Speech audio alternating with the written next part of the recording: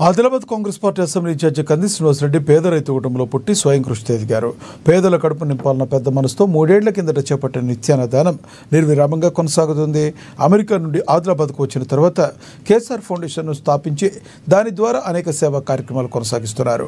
పట్టణంలోని కంది శ్రీనివాసరెడ్డి క్యాంపు కార్యాలయం ప్రజాసేవ భవన్లో ప్రతిరోజు ఎంతో మంది ఆకలి తీరుస్తూ నిత్యాన్నదాతగా ప్రశంసలు అందుకుంటున్నారు.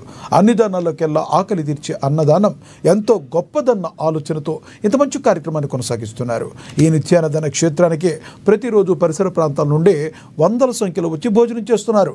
ఒక్క మంచి ఆలోచనతో ఇలాంటి కార్యక్రమం నిర్వహించడం సదా అభినందనీయమని కంది శ్రీనివాసరెడ్డిని జిల్లా ప్రజలు తమ నిండు మనసుతో అభినందిస్తున్నారు.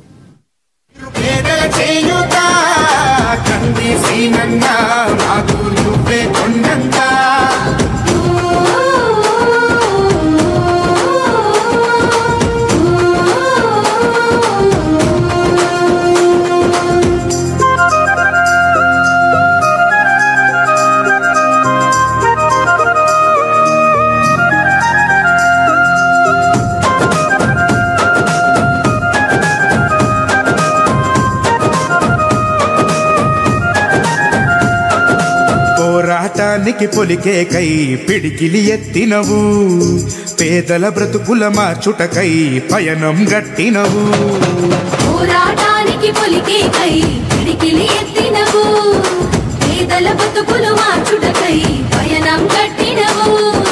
ఉరిమే ఉరుమై నిలిచినవో సీనన్నా, ఉద్యమ కాగడమైనావో కంది సీనన్నా.